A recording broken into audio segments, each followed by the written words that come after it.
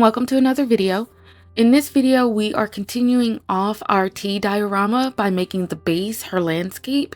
So this is part 2. If you haven't seen part 1 where I make her home from scratch, go ahead and check that out. I will leave a link in the description and maybe in the info card if I figure out how to use that.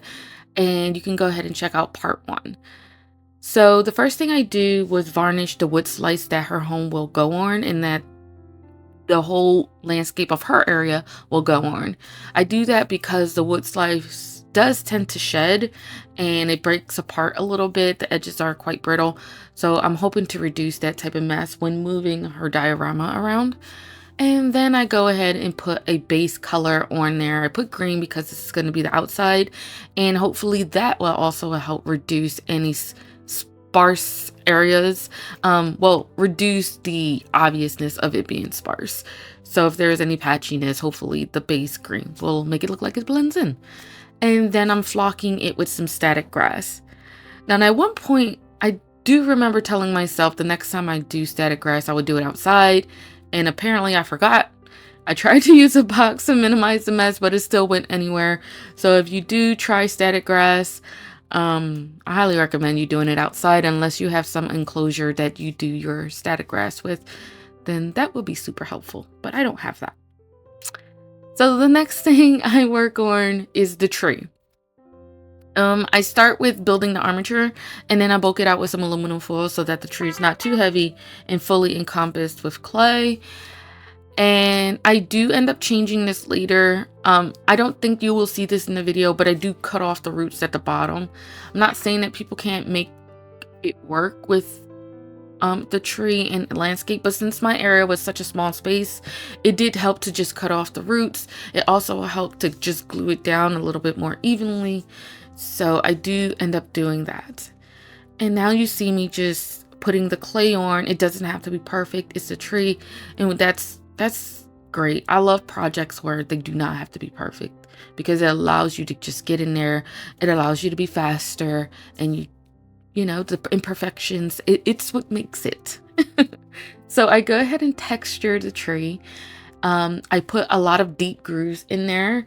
I put a couple, what do you call those holes in the tree? Knots, something like that. I put a couple of those in there, although you probably won't really see them. And then I smooth it out with my thumb so that some lines aren't as deep as others. And then I put that to the side to let it, I bake it and let it cool down. While that is cooling down, I work on the stairs.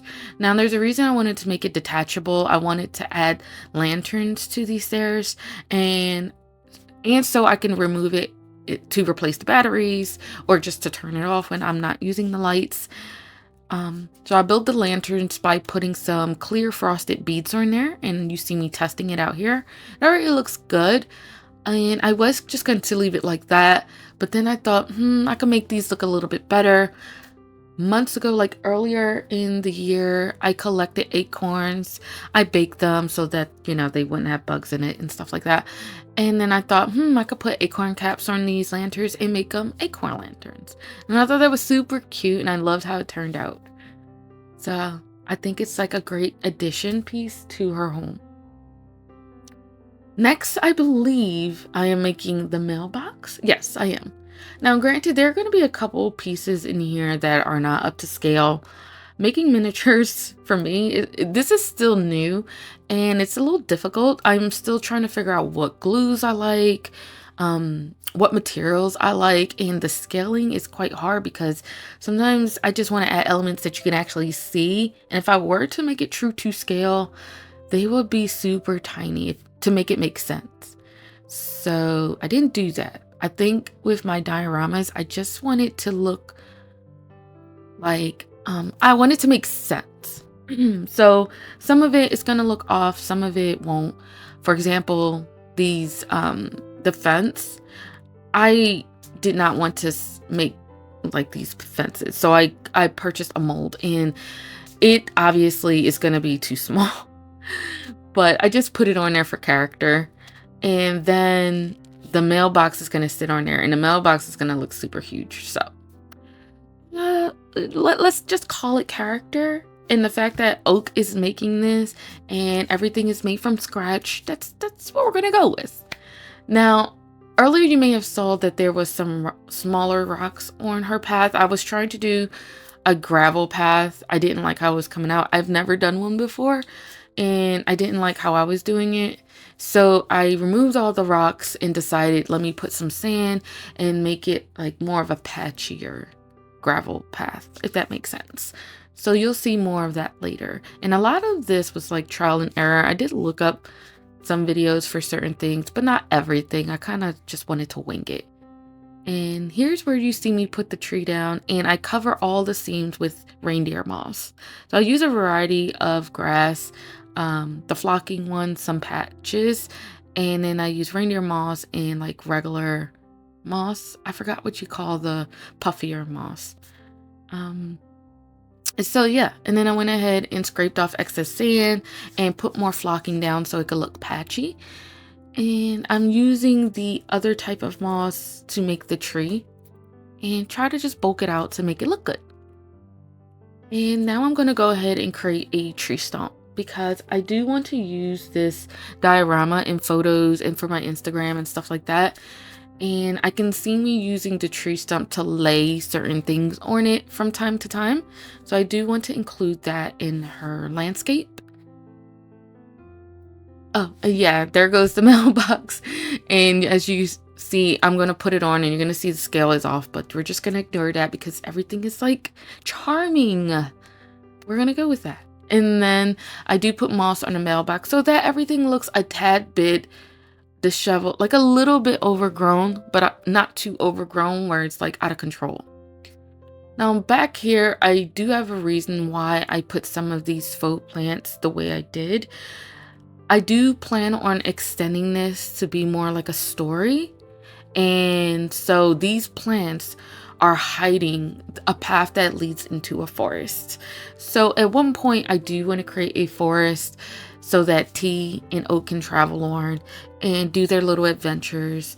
Or even like if she's going to go gather materials, because she does like to cook and she does like to create things and make her teas. So I do want to create a forest at some point. And that's going to be like a secret path that she's eventually going to discover. And then I go ahead and put down these, again, patchy flocked grass. You can buy these. You can get them as static grass or as bushes. And they are super helpful to add like a little bit more to your landscape. And they're also super helpful to hide like your glue spots, which is what I did. And yeah, I really like how they turned out. And now I'm going to go ahead and add some flowers. I was concerned if this was a bit too much. Let me know what you think down in the comments below. I kind of wanted some color. I didn't know if I wanted to go more towards the autumn route because I love autumn and I love autumn landscapes. But I don't know. I didn't want it to make it too autumny because when spring and summer hits, I kind of wanted other elements to that. So hopefully it doesn't look too much. And now I'm going to go ahead and add the mushrooms. Again, certain things that look out of scale are the birds. I couldn't find like smaller birds, so I'm just using what I got. The eggs for these birds were ridiculously large, so I had to create my own, and then I just speckled them. And so we have one in a tree, like the daddy going out looking for food, and the mommy is over there caring for her eggs. And then we went ahead and added some more mushrooms because why not? It's got to make it more whimsical. And then I decorated with some hedgehogs and some pumpkins because at the time of creating this, it was still like just after Halloween and it was November. So yeah, I wanted to add some autumn decor to it. And that's pretty much it. It was a lot more faster. I found this a lot more enjoyable to do and it was super relaxing. So I am excited to make more dioramas in the future. Tell me what you think. I hope you like it. Leave comments down below. Leave a like and subscribe if you enjoy these types of videos because I do plan on making more. And that'll be it. I'll talk to you in the next video. Bye.